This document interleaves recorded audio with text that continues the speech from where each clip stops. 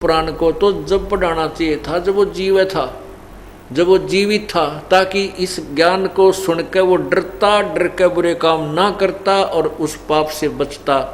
अब वो तो अपने सारे पाप की मालगाड़ी भर ले गया, क्योंकि गलत साधना करवाई, तुमने रास्ता ठीक बताया नहीं। अब कोई लाभ नहीं है उस गुरुड़ के पाठ कराने से,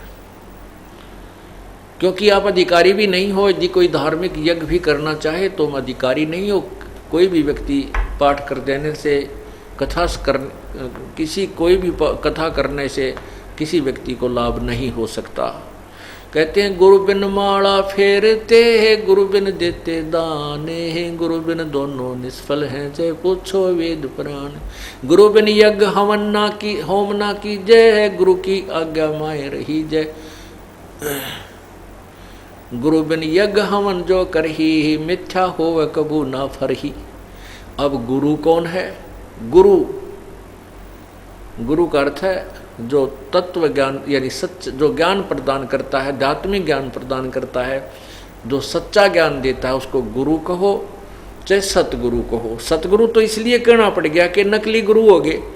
अगर यदि ये नकली गुरु ना हो तो गुरु ही बहुत है, सतगुरु कहने की आवश्यकता है नहीं। क्योंकि गुरु का अर्थ होता है सही ज्ञान दे वो टीचर। जो टीचर आउट ऑफ सिलेबस ना पढ़ाता हो, सिलेबस से ही, पाठ्यक्रम से ही हमें पढ़ा रहा हो, तो वो टीचर ही है। इसी प्रकार ये कि स्पिरिचुअल टीचर होता है, आध्यात्मिक गुरु होता है। इसको गुरु ही काफ़ी शब्द था, लेकिन सतगुरु इसलिए कहना पड़ा कि नकली गुरुओं की गिनती नहीं, इसलिए उसमें कुछ डिफ्रेंशिएट करने के लिए, उसमें भिन्नता दिखाने के लिए कि गुरु, अगर तुम इनको गुरु मानते हैं तो एक सतगुरु की आवश्यकता जो इनसे न्यारा ज्ञान, सच्चा ज्ञान देता है। तो गुरु के बिना जो हवन और पाठ आदि कराए जाते वो भी लाभदायक नहीं होते। इसलिए तुम जो ये क्रिया करते हो इससे कोई लाभ नहीं होता, क्योंकि इसका प्रमाण दिया है। जैसे राजा परीक्षित को 7वें दिन सर्प ने डसना था, उनको ये एक ऋषि ने साप दे दिया था कि 7वें दिन तुझे एक सर्प डसेगा, तेरी मृत्यु होगी। तो उस समय ऋषि लोगों ने इकट्ठा होकर के सलाह बनाई कि राजा बड़ा धार्मिक है और भाई कोई इससे गलती बन गई है, क्योंकि राजा परीक्षित ने एक ऋषि के गले में मरा हुआ सर्प डाल दिया था और उस ऋषि के लड़के ने उसको श्राप दे दिया था, ब्राह्मण ने, कि तुझे 7वें दिन ये सर्प डसेगा। तो ऋषियों ने मिलकर के एक सलाह बनाई कि अभी कुछ ऐसा उपाय किया जाना चाहिए राजा की गति हो जाए। सबने कहा कि श्रीमद् भागवत सुधा सागर का एक सप्ताह तक इसको पाठ कराया जाए, इसको कथा सुनाई जाए। तो कथा सुनावे कौन? अब देखो पुण्यात्मा, इन बातों को ध्यान में रखना। अब कोई भी व्यक्ति कहता मैं पाठ कर देता हूँ, मैं कथा कर देता हूँ, मैं ऐसे करता हूँ, मैं ऐसे करता हूँ, तो उनसे कोई लाभ नहीं होगा। जैसे राजा परीक्षित को कथा सुनाने के लिए कोई भी ऋषि तैयार नहीं हुआ, क्योंकि 7वें दिन परिणाम आना था। 7वें दिन पता लग जाना था कि ऋषि के द्वारा सुनाई गई कथा का इस राजा को क्या फल मिला है। कोई भी तैयार नहीं हुआ। इवन व्यास जी ने भी हाथ खड़े कर दिए कि मैं इस योग्य नहीं हूँ कि कथा सुना कर राजा की कुछ मोक्ष करा सकूँ, यहाँ से गति करा सकूँ। क्योंकि श्रीमद् भागवत सुधा सागर के लेखक भी श्री व्यास, वेद व्यास जी हैं। उन्होंने भी बना कर दिया कि मैं कथा नहीं करने के योग्य हूँ, मैं इसको कथा सुनाने योग्य नहीं, मेरे से कल्याण नहीं हो सकता। तो कहते हैं उस समय स्वर्ग से सुखदेव ऋषि को भेजा गया, बुलाया गया। सुखदेव ऋषि विमान में बैठकर स्वर्ग से यहाँ पहुँचा। अब सुखदेव ऋषि के यहाँ आने और वापस स्वर्ग जाने का जो विमान रेंट, यानी जो एयरप्लेन का रेंट है, वो भी राजा परीक्षित के पुण्य से ही दिया गया। और फिर सुखदेव जी ने 7 दिन तक वो कथा सुनाई, श्रीमद् भगवत सुधा सागर की 7 दिन पाठ किया। तब जितना लाभ इन ऋषियों से हो सकता था वो भी उस गुरु से हुआ जो अधिकारी था, क्योंकि राजा जनक ने उसे अधिकारी बना दिया था और वो केवल विष्णु तक का ही गुरु था, उसे आगे के गुरु नहीं थे। तो वो भी लाभ उस गुरु से मिला, अन्य से नहीं मिला। अब पुण्यात्मा ये कहते हैं समझदार को संकेत ही काफ़ी होता है। ये एक बहुत अच्छा उदाहरण है कि यहाँ कोई भी ये पाठ करते फिरते उनसे कोई लाभ होने वाला नहीं है, क्योंकि वो अधिकारी नहीं। तो यहाँ क्या बताते हैं कि वेद बांध, ये पुराण बांध, फिर पंडित आगे पीछे गरुड़ पढ़ाई, और फिर क्या कहते हैं कि भाई नर से तीतु पशुआ की जय गद्दा बैल बनाई, ये 56 भोग कहाँ मन भोरे की तो कुरडी चढ़ने जाई। पुण्यात्मा ये बहुत ही बिगड़ा हुआ ज्ञान है। अब तत्व ज्ञान से इसको आपने समझना है और इसको अनुसरण करना है। इसके लिए तत्व ज्ञान को समझाने के लिए मेरे को इतना प्रयत्न करना पड़ रहा है कि एक पॉइंट को आपके हृदय में जमाने के लिए, सत्य को सत्य ही सिद्ध करने के लिए इन सदग्रंथों का सहारा लेना पड़ता है, जिनको तुम सत्य मानते हो। जैसे पवित्र पुराण, पवित्र गीता जी, पवित्र महाभारत, पवित्र रामायण आदि सदग्रंथ जो है अपने, जो विशेषकर हिंदू धर्म के माने जाते हैं। वैसे तो ये पूरे विश्व के मानव के लिए है, क्योंकि इनका जब रचना हुई इन सदग्रंथों की, उस समय कोई भी धर्म मजहब अलग से नहीं था। फिर भी वर्तमान में ये हिंदुओं के नाम ही मंड दिए गए हैं। तो हम पवित्र हिंदू समाज को समझाने के लिए इन्हीं सदग्रंथों का सहयोग लेते हैं, और जिस कारण से आप इस तत्व ज्ञान को समझ रहे हो, सत्य मान रहे हो। तो इसमें क्या बताया है कि मृत्यु के उपरांत वो पाठ भी करा दिया गरुड़ का। अब फिर गरुड़ पाठ कम कराते हैं, कुछ पंडित को बुला करके हवन पवन करा कर 13वीं कर लेते हैं।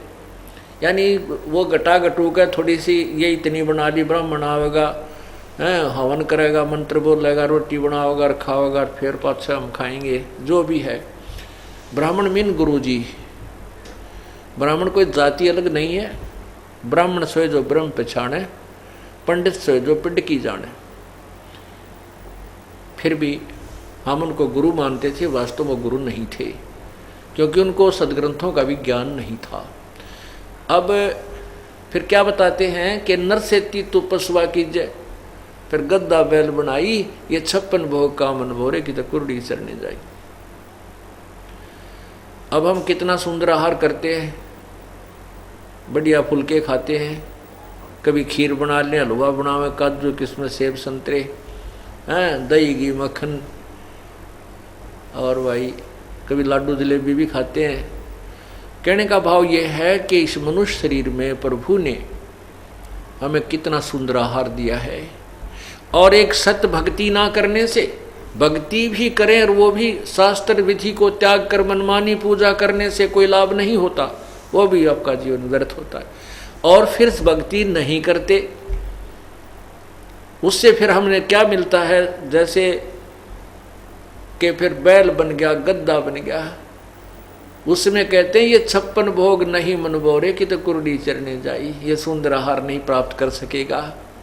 अब तो जरा सी भोग लगती है, कहीं रास्ते में होटल आ गया, वहाँ खा लिए, चाय की इच्छा हुई, जब रोक के गाड़ी उतर गाड़ी में तो चाय बनवाई, पी के चल पड़े, प्यास लगी पानी पी लिया। फिर ये सुविधा नहीं रहेंगी। क्यों नहीं रहेंगी? एक जरा से काम के बिना सारा काम बिगड़ गया। हम सब कार्य करते करते परमात्मा का नाम जाप करना है। नाम उठत नाम बैठत नाम सोवत जागबे, नाम खाते नाम पीते नाम से ती लागबे। परमात्मा की भक्ति के लिए हमें विशेष समय अलग से निकालने की आवश्यकता नहीं बनती। हाँ, ज्ञान सुनने के लिए अवश्य थोड़ा सा समय निकालना पड़ेगा। उसके बाद आप जो सिमरण करते हो, काम करते करते बस में जा रहे सफ़र करते हो, सिमरण कीजिए, मत गप्पे मारिए साथी जो दूसरा बैठा उसके साथ। तो नाम उठत नाम बैठत नाम, सोत जाग वे, सुता उठे रात्रि ना खुल जाती है, नींद से जाग जाता है, तो उठते ही सिमरण करने लग जा। सांस का जुण सा भी सूत बैठ जा, उससे याद आ जा, उससे का मंड जा, चाहे ब्रह्म गायत्री मंत्र हो, चाहे अपना यो सतनाम है, जो भी उसी का रट शुरू कर दे हैं। फिर वो अपना चलते फिरते जब भी ध्यान आवे उसको याद रखे प्रभु की, ऐसे भक्ति करनी होती है। ये हठ योग आसन लगा करके ये सब मना किया गीता जी में। गीता जी में यहाँ तक लिखा है 4थे अध्याय में कि अर्जुन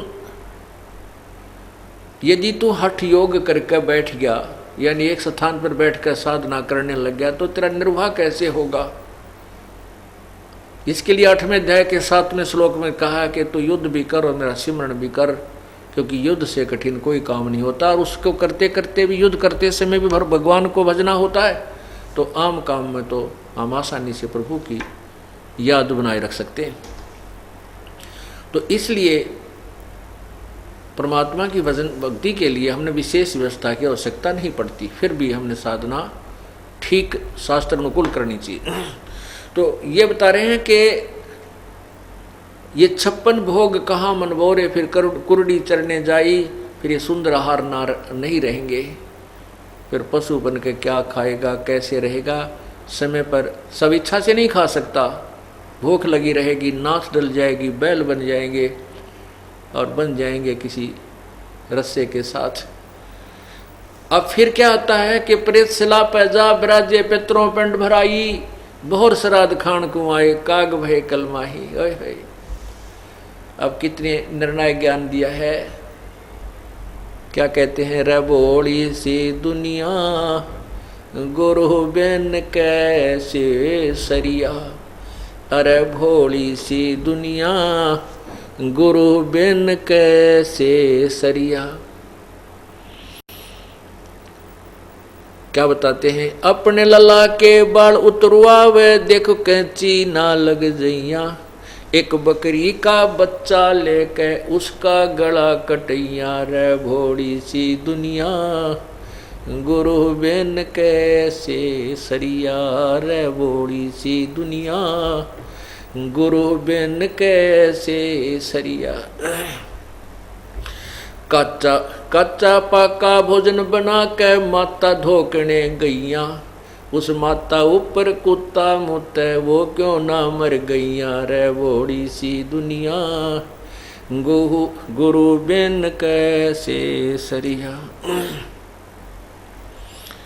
अरे भोड़ी सी दुनिया गुरु बिन कैसे सरिया। फिर क्या बताते हैं,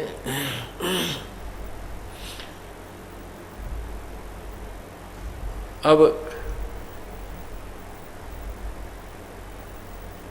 जीवित बाप के लट्ठम लट्ठा मुए गंग पुचैया, जब आवे आसुज का महीना फिर कौआ बाप बनैया, रे भोड़ी सी दुनिया गुरु बिन कैसे सरिया, रे भोड़ी सी दुनिया सतगुरु बिन कैसे सरिया।